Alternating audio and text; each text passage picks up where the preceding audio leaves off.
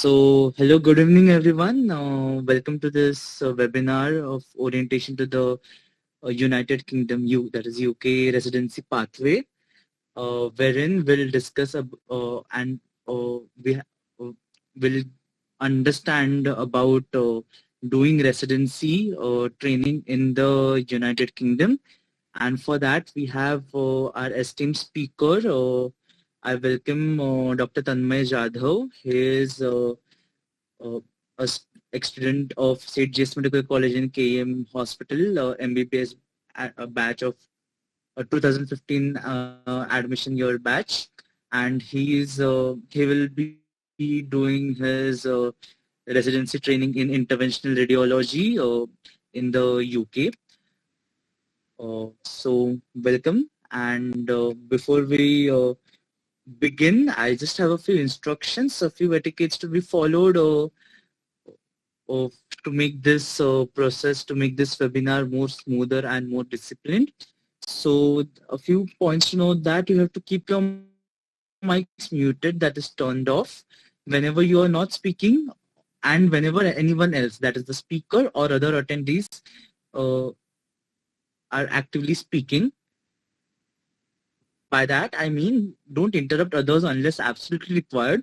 However, you're encouraged to turn on, that is unmute your mics during the Q&A slot if you have any questions.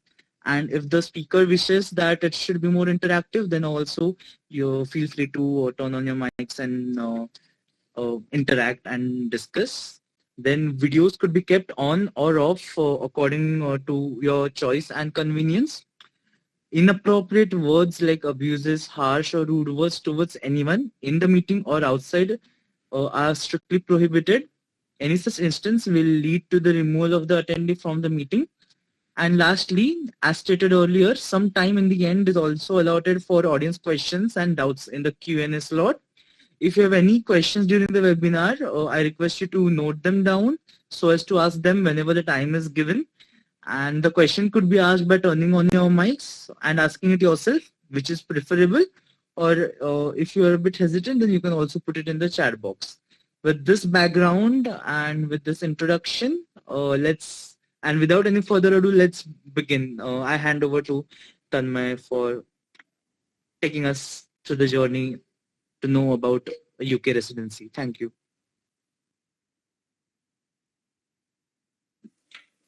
Hi, sorry, I'm just adjusting my lights so that there's less light which is falling my face.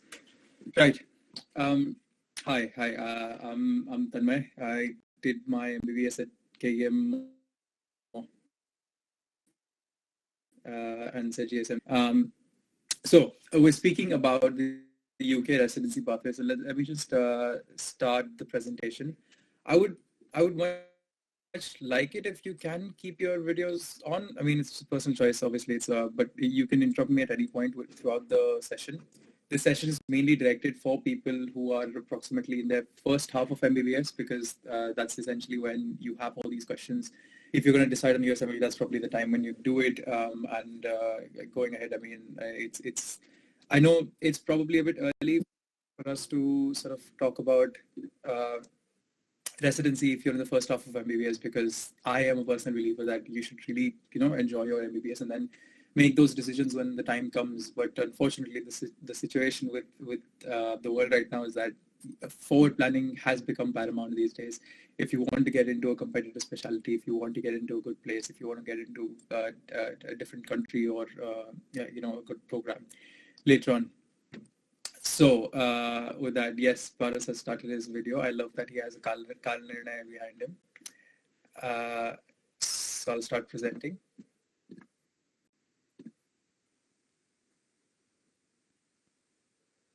Okay. Cool. Can you guys see this? Yes, it's visible. Okay, I'll just start the presentation mode. Right, so that's me, Tanmay Jadhav. I'm starting interventional radiology training, which is one of the sort of competitive specialties in the UK. It has only 19 positions in the entire UK. per year, but you've got more. If you can always go through the diagnostic radiology pathway and then go into interventional radiology later on.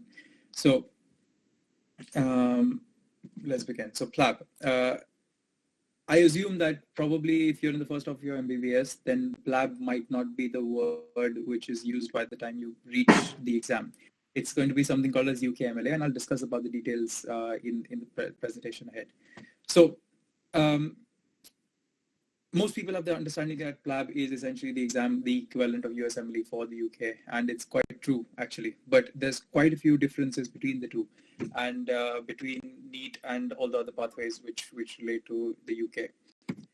So this is what I'm going to be speaking on: the structure and scope of the exam, the specialities and competitiveness of these specialities in the UK, because obviously you want to balance out your possibilities of getting in compared to India or the US, and then see where you fit into the whole grand scheme of things. The steps of how the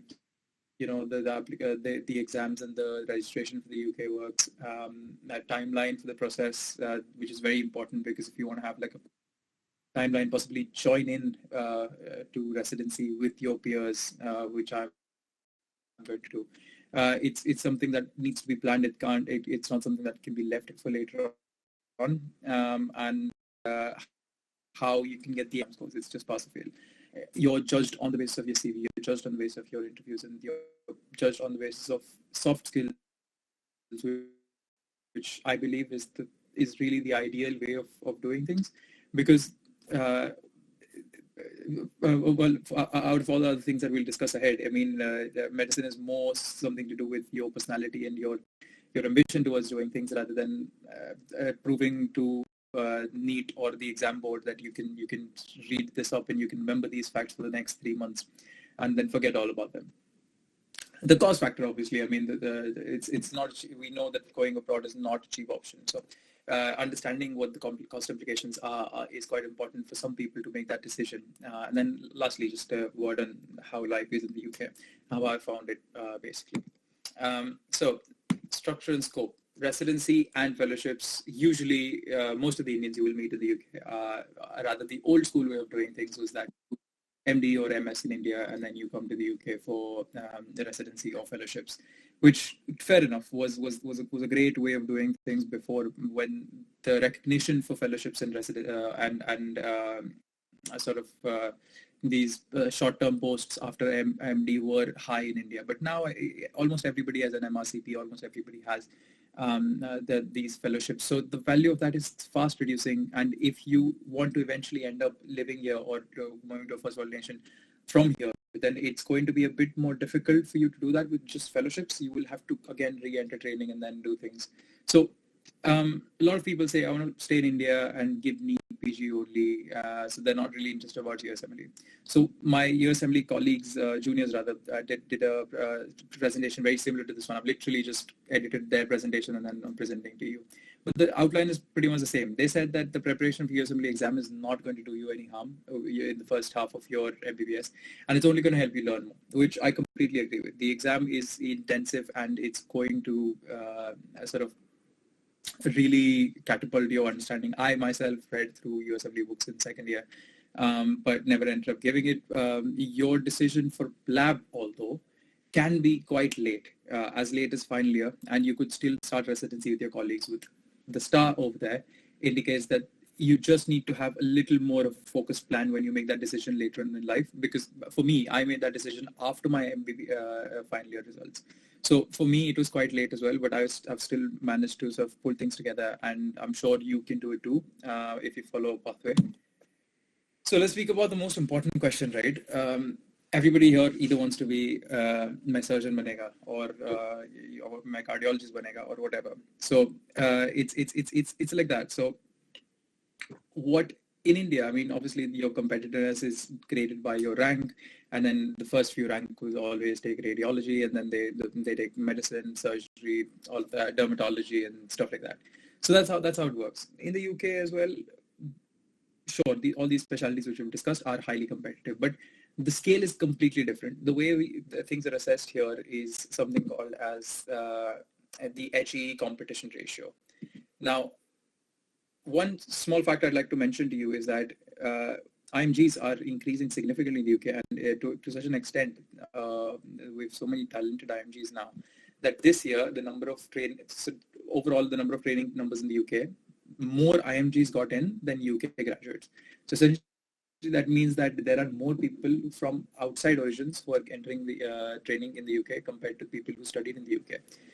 Which is a huge shift of the workforce which is happening. So it feels a lot like home, but with much better facilities, a lot of places. So these are the 2021 competition ratios. This is the year before I applied. My competition ratios would be in the 2022 release, but they haven't been released yet. So these are all the specialties. I haven't put in all of them, but these are the main specialties. So quite commonly, people want to do anesthetics. Anesthetics has great scope for work-life balance, private work in the UK, so that's competitive.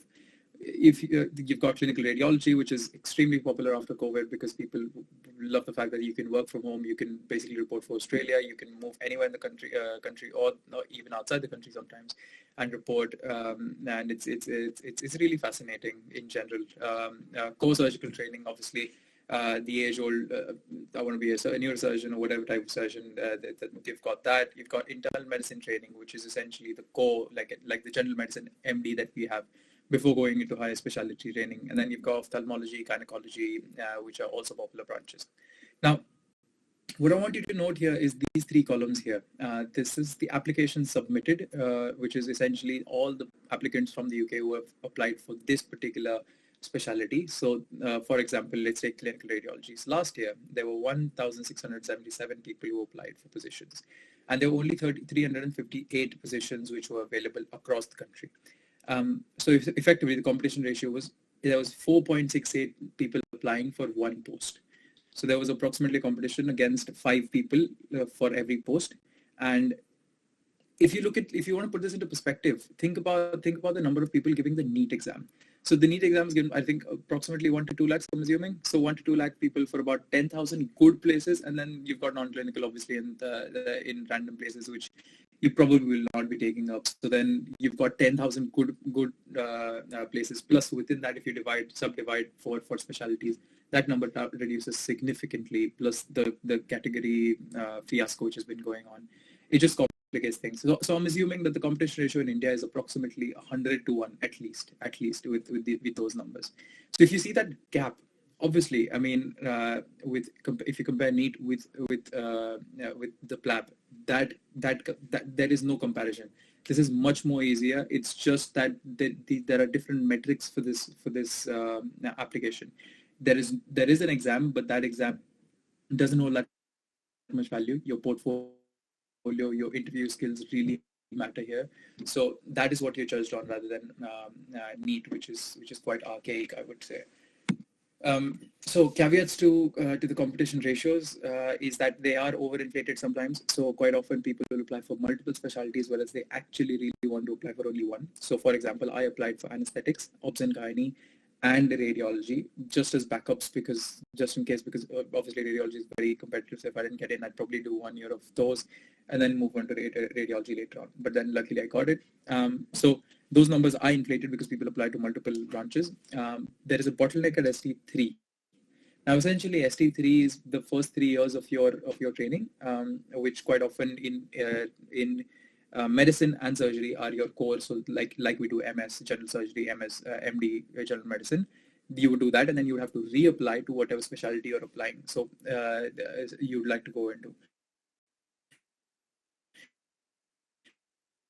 So there is a compared to the core training positions. So that is a caveat which you need to remember. Right. So we're down to the. Sorry. Any questions till now? Let's just stop at intervals because I know it can be quite monotonous sometimes. Any questions? Pauras, if there's anything in the chat, just let me know. Okay. Yeah. Sure. Right. So. Yeah. Anything? No. There's nothing. Cool. Right. So 3 steps. You've got for PLAB or the UKMLA as it might be for you guys. The first step is always IELTS. this is an English language exam. IELTS stands for, to be honest, I forgot, but it's an English language exam. So it's delivered by the British Council in India, and I think they've now it's delivered some other people, but it's basically overseen by the British Council.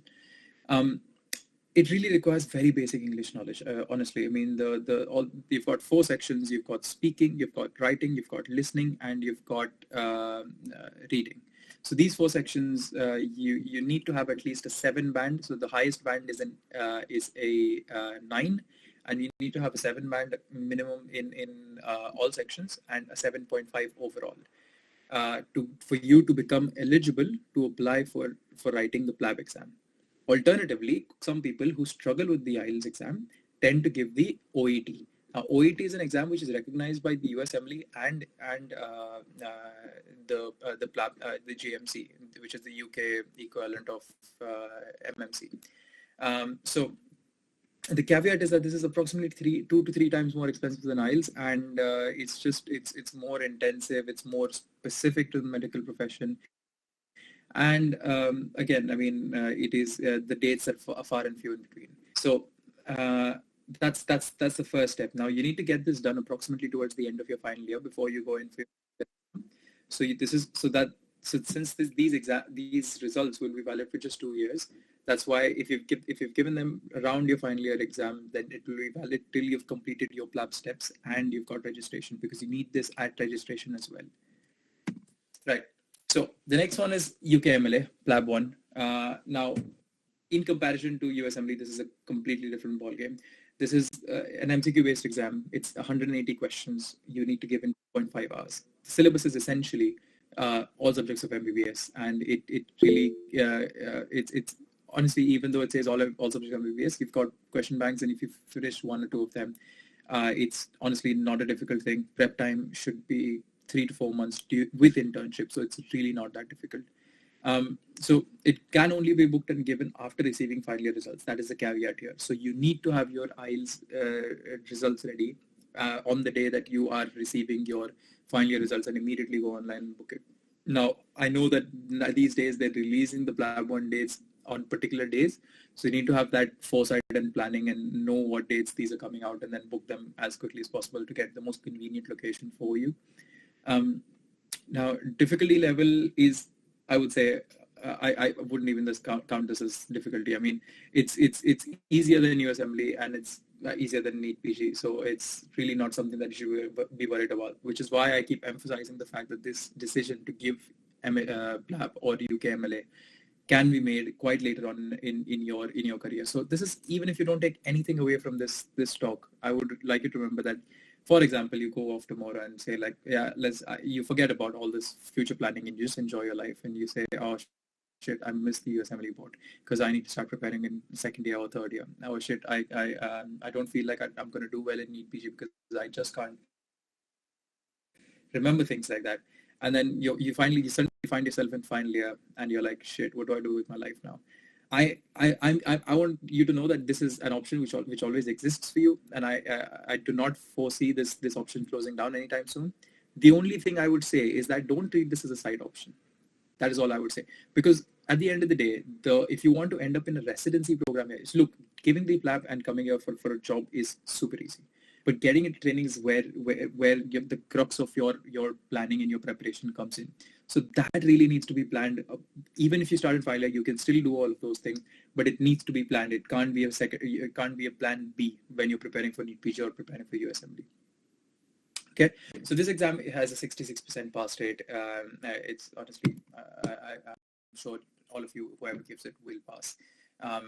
PLAB 2 is a bit more difficult because, particularly for Indian students, because this exam really is not looking at how well you're able to diagnose the patient in front of you. It's essentially like final year exams. You speak to a patient, you try to get the diagnosis, you try to speak to them, alleviate their issues, discuss management and stuff. But there's no examiner there. You just need to talk to the patient. So that they want to see your communication skills, essentially. And this is where most people sort of lag behind, and which is why you need to sort of join an academy and practice with your friends for at least 1 to 2 months for all the clinical scenarios which are usually on the exam. You do need to give this exam in the UK in Manchester, so you need to travel for that. And usually people travel 1 to 2 months earlier, join an academy, practice for 2 months, and then give the exam. So this is where the chunk of your investment for the money will come in later on, which I'll explain later. Pass rate again is 66%. It's averaged over a week. If you're not good at communication skills, that is something that needs more prep time to keep in mind. But otherwise, clinically, it's basic. Once you've passed all your steps, you apply for G.S.M.C registration. Once you've got that, you apply for a house officer post, which is a non-training job, or you can directly apply for a training job if you've worked for a year during your bond after your MBBS. So the nitty-gritties of that I'm not going into right now because I was told this is mainly a talk for people in the earlier MBBS days. So these are very minutiae, bureaucratic points of the talk. So it's something that can be explored later on, and I'll give you resources of where you can find more information about this. Right. So this is my only meme of the day. I was going through the presentation which the assembly people gave, and there was a slide which said, "Your first shot is your last shot," and I'm like, dude.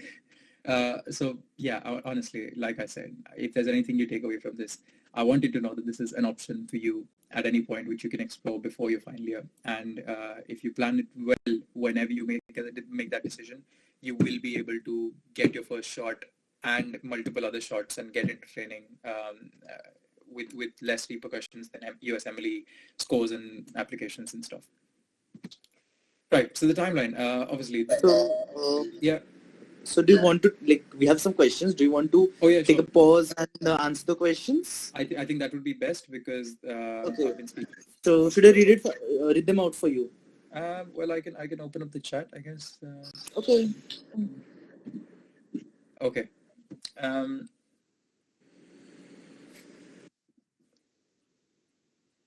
Right. So switching between specialties is one of the questions. So switching between specialties is possible. Essentially, what happens is that you join a training post, and there's a point where you reapply during your training. So within that same year, when the next year cycle has started, you can apply for that training. And if you get into that training, you just need to let your training program director know that, hey, I've gotten a position in different training posts, so I'm going to move there. So they just they make everything happen, and it's really not a big deal. Essentially, you can keep applying at whatever point. We've got people who are registrars at ST6 position, almost going to become a consultant orthopedic surgeon, stuff like that, and they've applied for radiology and they've moved there because they just didn't feel like they could continue doing that, and vice versa, they moved to GP and stuff like that. So you can very easily do that. You just need to keep applying whenever these applications come up, even if you're in a different training position. The second question is, after doing our residency in the UK, can we do fellowship super specialty in the US, provided we clear all the steps? Yes, this is definitely something that a lot of people do, and you can do. You can do residency in the UK, and if you've cleared all the steps, you can do fellowships in the US as well. And there is also, if you've done residency, particularly in radiology and psychiatry, I think there's an alternative competence pathway where you can actually, if you've cleared all the steps, you can go there and you can directly apply to become a consultant attending there after doing 1 year of sort of attached work, where you don't have to go through the training program again in the US. So this is something that one of our seniors from K.E.M.H is doing. He did his radiology and then went to the US. Is that okay? Any other questions? Okay, so sorry, we've got one more question. Do we need internship completion certificate or just finally MBBS result for PLAB 1? Yes, so I'm coming to the timeline. So basically you just need your final year result date to make a G.S.M.C account, and then you can book a PLAB 1 date. You don't need all the other stuff. I'll go through that. The other question is, so do we need to restart from first year of training in new specialty, or is it 1 year we spend another specialty considered? Right. So there is something called as transferable capabilities. So transferable capabilities are, for example, you've done I don't know, internal medicine for a year, and you want to switch to emergency medicine. So essentially that 1 year is counted because the medicine is essentially the same. So you move on to the ST2 post in emergency medicine. But this is very rare these days. Usually, for example, you want to move from surgery to radiology, or from radiology to surgery, whatever. So there's really no transferable skills that you might have learned in radiology that you can take to surgery. So or vice versa. So you will have to restart from first year again if you choose to change specialties in that case. Yeah. Right. What is like the total amount of money you spent? Yeah. So we're gonna go through the amount of money that is spent. Don't worry about that. If there's Is that okay? Any more questions at this stage from whatever I've spoken? I guess they are done, at least from the chats, and we can move on. Bottleneck. I'll speak. So I said something about bottleneck, and I think somebody was confused. Bottleneck is essentially when you've got, for example, 1,000 people training for MD, but then for super specialty, all the super specialties combined, there are only 500 places. So essentially, you're left with 500 people who just cannot get into specialty training because there just isn't enough super specialty training available. So then that is where the bottleneck is created, and that occurs particularly in anesthesia, in medicine, and in surgery. So that's what I meant by bottleneck. So that is something that needs to be kept in mind, particularly when you're going for these specialties. Cool. Let me just start presenting again.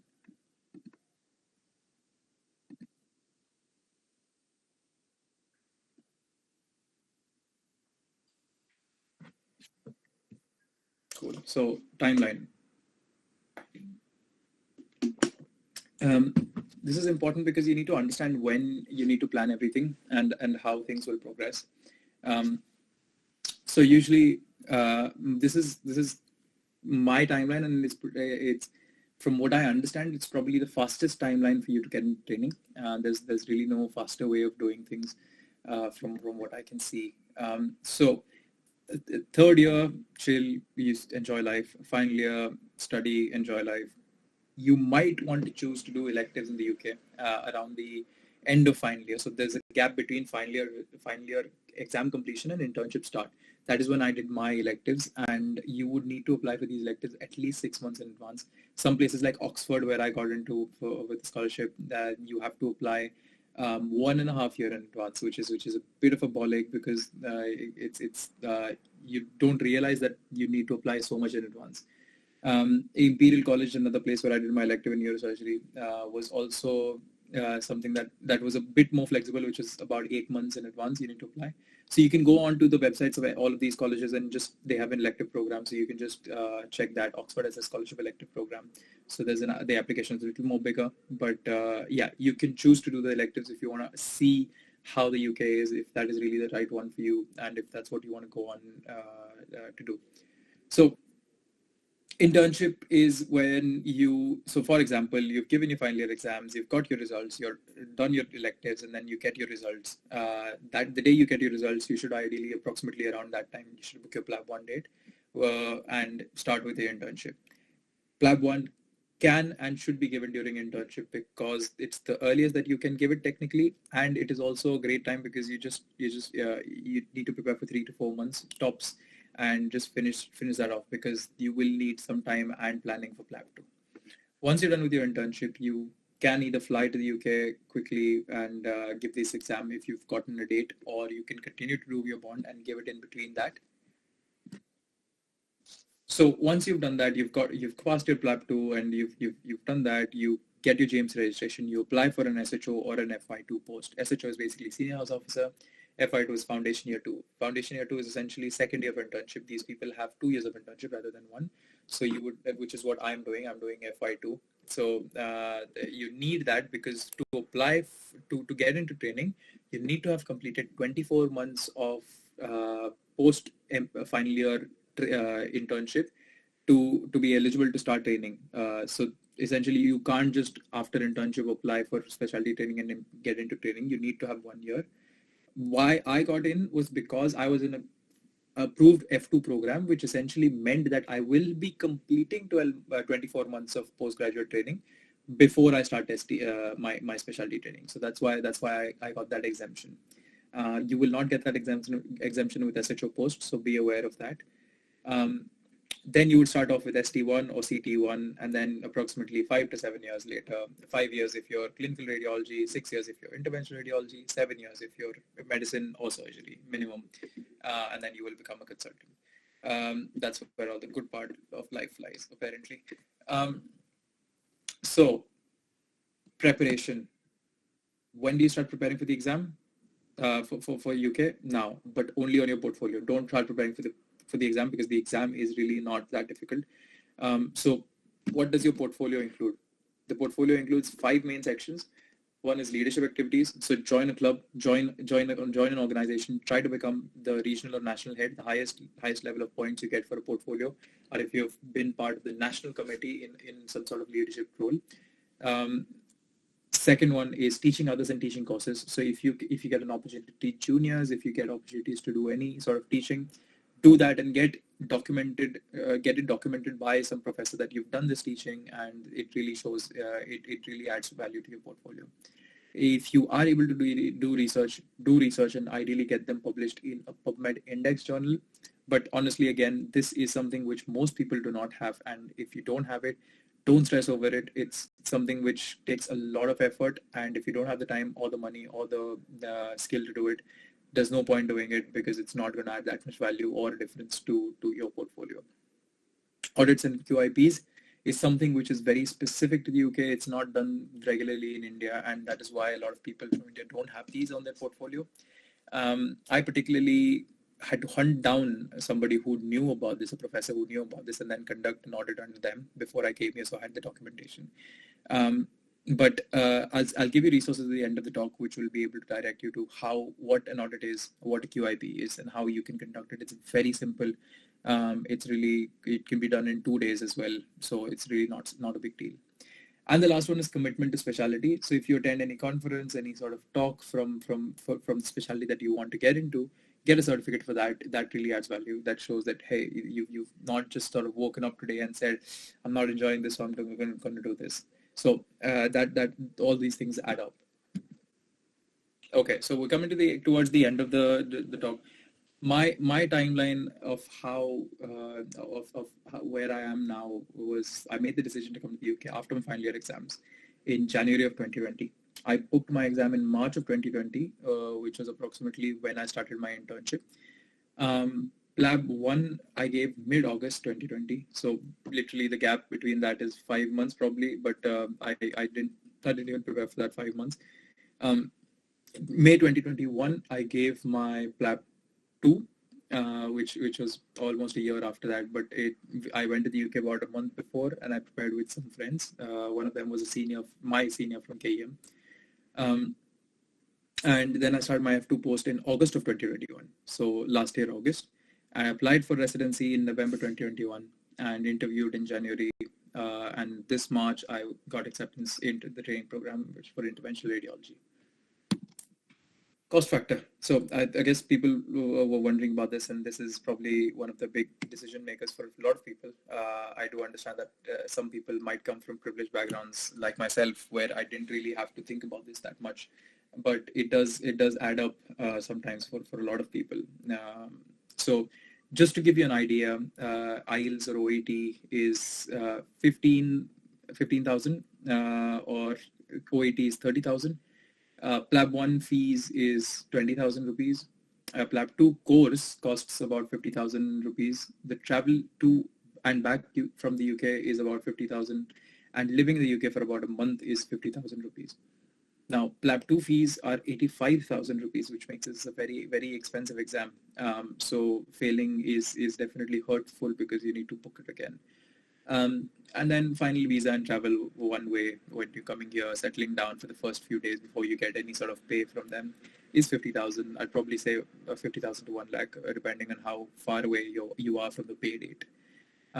So total approximately the entire journey cost 3.2 lakhs. I would say put a leeway of 4 lakhs with inflation and all those other things coming into factor. Airline tickets also getting more expensive. So I guess I'd say 4 lakhs at this point for you guys, might go up to 4.5 by the time you guys start with this whole process. So that should be the approximate figure which you should keep in mind. You also need to keep in mind that if you break your bond, it would be another 20 lakhs. So that is something which you need to keep in mind. That is a lot of money compared to this entire process. But that would be the case for any for USMLE or the UK. A lot of people ask me, why did I choose the UK over the US? So I have 5 principal points. There's quite a lot of other points as well, but the first one was money was not a priority at that point for me to think about. Like I said, I've been privileged enough to come from a background where I don't need to worry that much about the money. So I didn't kind of look into US and be like, hey, that's going to pay me the most. That's where I'm going to go. I wanted the path of least resistance overall. So even after you become an attending in the US, you don't have that much of a great work-life balance unless you are in lifestyle branches like pathology or radiology, stuff like that. I wanted to move to Australia or New Zealand or even India after training. And if you go back to India after the UK training, that holds significant value over your peers who might have done the same amount of training and same years of training as you. You will get a higher post than them at hospitals, private hospitals, particularly in India.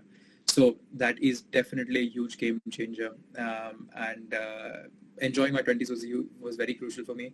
If I'd done it in India, you guys know what the residents are like. They basically have no life for 3 years. And then you do it in the USA. It's also, again, very busy. And then it's also a lot of effort, which does curtail a lot of the enjoyment. Obviously, I don't know enough of that to comment. So I'm able to balance my life quite well here. So I wanted to get into interventional radiology, which for the US would have required me to have an additional year or 2 of research assistance, in a college or a research program to even apply. And even beyond that, the chances of getting it are significantly low. But we obviously we do have people who have gotten in, and they've been amazing people who have put in the effort, and they've put in the work to get in, and it is possible. I'm not saying it's not possible to get into IR in the US. I just didn't want to put in those many years again of my life into that. So just for contrast, I was able to get into IR within 6 months of being here with just a little bit of planning. So principles of the healthcare system, which is a socialized system here, it's aligned with mine compared to what in the US, where people literally die because they can't afford their treatment, like insulin, or insurance companies really screw them up.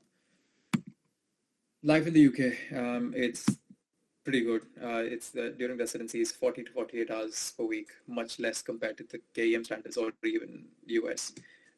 Pay starts for approximately £40,000 a year, upwards of 70 towards the end of training, and that can boost by almost 50% in addition to this if you do overtime or out of hours or locums. It is mainly an apartment lifestyle for the first 3 years, I would say, till you save up and you buy a house for yourself in the place where you think you're going to end up for the majority of your training. In training posts like medicine and surgery, you do need to travel quite a bit to different rotations across a region. So that is something to keep in mind. Research opportunities are abundant, but really not a requirement for applying unless you're applying to the extremely high demand specialties like cardiology, neurosurgery, or other specialties. Obviously, hospitals cleaner, more hygienic, well equipped, and colleagues are really, really nice. Just to put that into perspective, there's times I did an anesthesia rotation, and there's times when basically the consultant is standing up and I'm sitting on his chair, and he's like, "Oh yeah, don't get up." Like, it's like it's the hierarchical thing really doesn't exist that much, probably in surgical specialties, but otherwise it's very flat hierarchy. And it's quite nice to not be belittled and shouted on all the time during your residency. As a doctor, the pay scale approximately when you become consultant starts with 81 base and obviously enhancement, so it goes up to about 100K.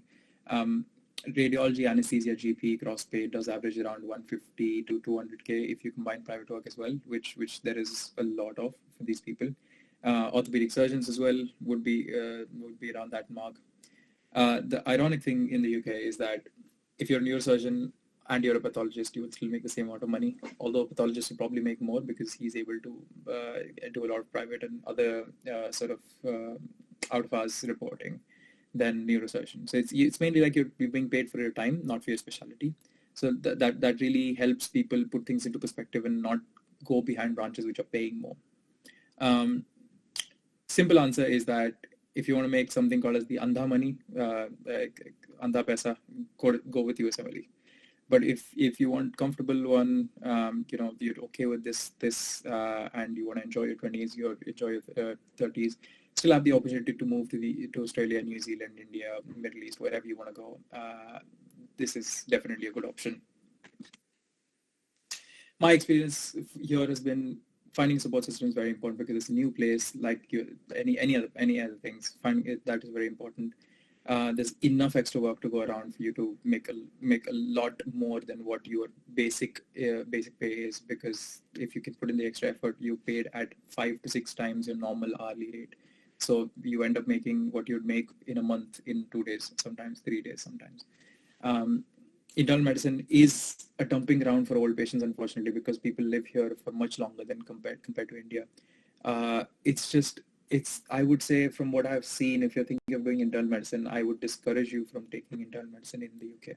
It is a dumping ground. It is something which really isn't rewarding for most of the people I have met. So that is something to keep in mind if you're leaning towards medicine rather than surgery or other specialties. That's basically been my life for the last 8 months. It's snowed. I've traveled a lot. I cycle rurally to work sometimes. Play tennis on Sundays. I've bought my car within 5 months of coming here. Go rock climbing on the weekends. I've got really nice friends here. That's me and before surgery. This is the backyard of the place I go for work on Thursdays. We've got a private tennis court there, and we play during our lunch. I've got a cat. We sometimes go out for beer with my friend, even at 12 p.m. because we get done with work so early sometimes. And overall, I guess it's been quite nice. So I would say, yeah, definitely consider this if you've been thinking about it. These are the resources. If you can take a screenshot of this, these are basically the only 3 places which you need to understand everything that you need to know about the UK. So just take a screenshot of this and read the entirety of Road to UK. Literally read every article over there, and any other minutiae questions and stuff like that you can always ask on this group. This is a really supportive group, and this is another resource which you can just go through, see if there's any additional value that they can provide. Right, okay, so we've come to the Q&A section. I'm done with my talk, done with my monologue. So if there's any questions, I'd be happy to answer that. Let's see. Right, total amount of money, we've answered that. Jess has asked a question. Sorry? People have asked questions Yeah, in I'm the just chat. read that, yeah. So what all scholarships can we apply for before getting electives is one of the questions. As far as I know, the only scholarship which exists in the UK for electives is the Oxford Scholarship. It's a global scholarship which is offered to 50 students across the world every year for coming in and doing their electives in the UK at Oxford. So that is the only scholarship which I know of. Imperial does charge money for staying there and some administrative fees, but it's again not that much. Cambridge is quite expensive to do your electives in. Other places in London like St. George and stuff, again, the value of that questionable, but if you want the experience of just understanding what life is like in the UK, then it's a good place to do that. Ankita has asked, after completion of residency in the UK, which all countries can you work in specialist, which all countries recognize and accept your residency training without you having to take another exam? Now, so this is quite an interesting question, and this is something which a lot of people talk about after they've come here. In general, the standard is that Australia, New Zealand, Middle East, all countries. India recognizes the CCT from here, and Canada. So these are the 5 places where you can go and work. Although to become a full-time consultant there, you would obviously have to pass their fellowship exams, which you could probably give with your normal fellowship exams and get done with it, if you're very clear about where you want to go. One thing I will note is that if you want to move to Australia or New Zealand, there are particular specialties which enjoy biases, or which enjoy more success in getting a good job in a good place compared to other specialties. So those specialties which are much easier to get really nice, high-paying, comfortable jobs are anesthesia, GP, radiology, and psychiatry. Psychiatry is a big one. If you're considering psychiatry, staying in the UK, you will get very highly paid jobs in all parts of the country, all parts of the world. Thank you for such an informative session. Thank you. I know this is about the UK, but would you also have information about residency in Australia? Residency in Australia is I have a colleague who is sort of planning for that, and my knowledge is quite limited, but essentially what I know is that if you've done 1 year of work from the UK after your Indian degree, then you are eligible to go work in Australia and New Zealand as a junior doctor. Once you've gone there, although in Australia, to get into training, you will be at the back of the line because you are a Australian citizen from a non-Australian medical degree. So at the end of the day, you are at the back of the line for residency. So you might take a few years to get into the residency program. And it's quite competitive because it's a small country, very few training numbers, and a lot of applicants. So it's a bit unclear what is the ideal way. I would say if you really want to go there, then you could do that. You could come here for a year and then move there. But at the end of the day, it's your call. You could complete your training here and then move there as a consultant, which is much easier. Okay, so on what basis do you select, do they select you for the scholarship as you need to apply for final year or even before that? Right. So when I got selected for the Oxford scholarship, it was like, again, in UK, everything is based on those 5 topics: leadership activities, research, audit and QIPs, teaching programs, and other special achievements which you have outside of medicine. And you have an interview as well. After you've done that, they basically rank people, and then they say that you've been accepted or not. So yeah, everything in the UK is around those 5 points. I mentioned I was preparing for UKMLA in second year. What made you change your decision back then? Like I said, I was in a sort of an existential dilemma of what I want to do, and like I explained in those slides, with my division between USA and UK was those topics. Money was really not an option. I didn't really believe in the healthcare system. Wanted to enjoy my 20s. Wanted to have freedom to move across, and still sort of not be groomed for it. So that's what ended up me making that decision. But I think there was also a bit of carelessness at that, because I just felt like, yeah, I can't be bothered with this. I can't study this much again and again, so I'm not going to do this. So I guess I'm just justifying my answer at this point. Right. Audits, just, audit is a big topic. I would say audit is a bit difficult for me to explain over the call. If you've taken a screenshot of the resource given, there's a really nice video and explanation of how audits work and what they are, and how you can go about doing them. And you should be able to do that. Racism still prevails. Well, I guess I would say that racism is more in India compared to anywhere, because we're quite racist on the basis of our caste and religions and stuff like that, compared to here, where it's really not that common. It's quite often people, unless you're sort of rude to them, or you're not really being part of the culture, that's when you sort of face this. Otherwise, they're very open, because Indians occupy all the high sort of administrative positions in the NHS, so they really can't. There's no racism there. How difficult is it to get into dermat residency? Dermat residency, again, very popular, very difficult to get into. But again, compared to India, it's nowhere close. You do 3 years of internal medicine and then you apply for dermat. Competition ratio is approximately 5 people for one post. And then if you've worked through your IMT to get a good portfolio, you will get it. It's really not that difficult. So how do you decide specialty and how do I get into radiology? So yeah, if you told me just do diagnostic radiology, I'd probably not do it. Interventional radiology has always been the thing for me because when I entered medicine, I wanted to be a surgeon. And when I sort of exposed myself to surgery, I realized that I don't really like surgery. So what do I do? But I really like to work with my hands, really like to solve things with my hands, and sort of have that balance between diagnostics and intervention where you're able to put your mind to work and then solve things rather than just cut things up. And interventional radiology is the perfect mix of that. It's the future of medicine. The developments in technology are just insane over there. The way that's growing, all the scope for the future, it's insane. So there's really no other specialty for me. I could never be happy in any other specialty. Research section. What do you do in research section to strengthen your portfolio?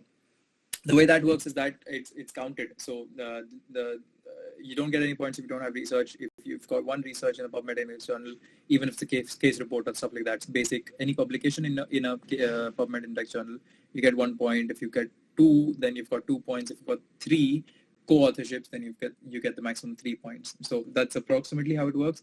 Every specialty has a different requirement for it, but essentially try and get 2 to 3 case publications or whatever. It's very easy to do. If we aren't able to decide between US and UK, would you suggest giving MLA part 1 and third year, then revisit decision? Yeah.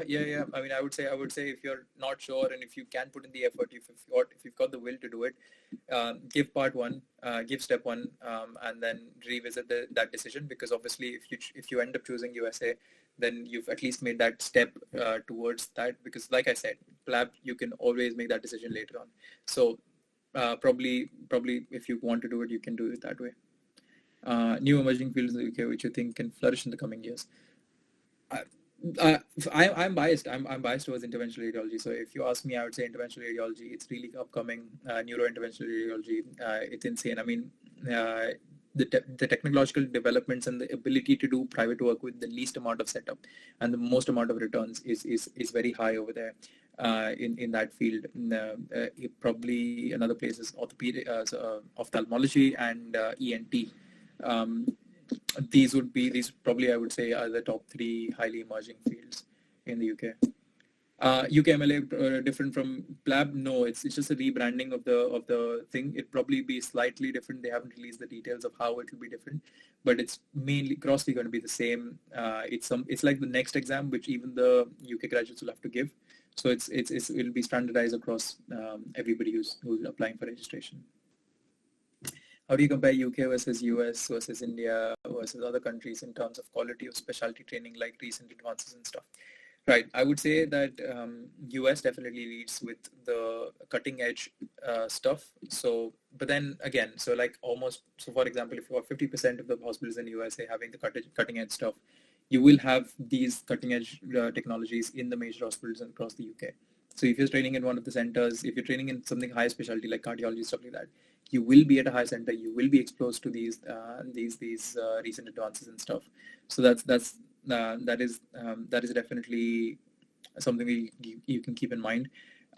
Quality of specialty training, I think this is where a lot of people sort of confuse the fact that if you've got more number of cases that you see in India, then you're a better doctor, which I agree.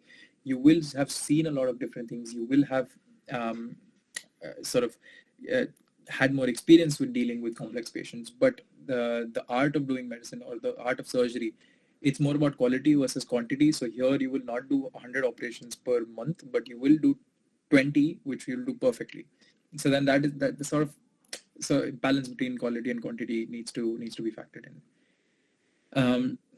What if we don't go into super specialty after 3 years? Do we need to apply again?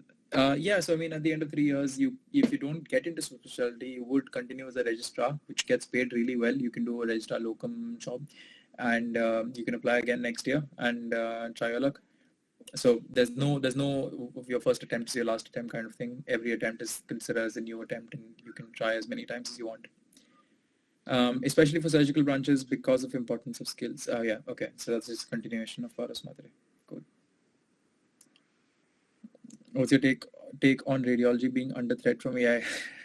Okay, so just we'll just quickly answer this, and then I guess we'll just close this. So AI, I think it's more people who are away from radiology who are more concerned about radiologists losing their jobs compared to radiologists fearing this, because essentially radiology, AI is quite far away from independent reporting. It is going to be a workflow helper. So essentially, it'll be working in the background and be like, hey, this emergency scan might have this. Can you just have a look? And you look at that, because putting things together. For example, you have a CT, you've got an X-ray, and then you've got an abdominal CT, and you need to put together, hey, this might be a MET which is going from here to here, which is the primary. That is something which is we're quite far away for that.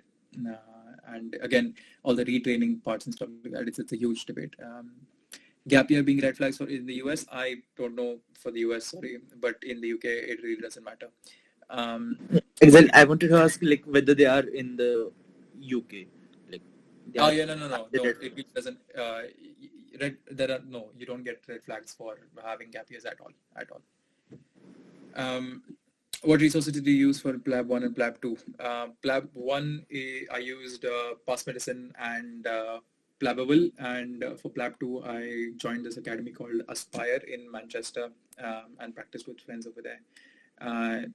Just do Plabable and Past Medicine. Past Medicine is the best resource out there, I would say. If you've done that, you're good. Cool. I think most of the people have left anyway. Thank you for attending. Yeah. Hopefully it's given you some sort of clarity with this. I guess we are done with the questions. Like, I was just waiting if there's any more question, but yeah, like people have started. Thank you. So even from my side, I'll just conclude this saying that thank you so much for giving your time, your efforts, for accepting the invitation in the first place, and then preparing so hard, putting in your efforts to make the presentation, preparing for it, doing your research and sharing your knowledge. For all of that, thank you from the bottom of my heart. From the audience part also, on the behalf of the audience, I thank you. And to our audience also, I thank you so much for joining in.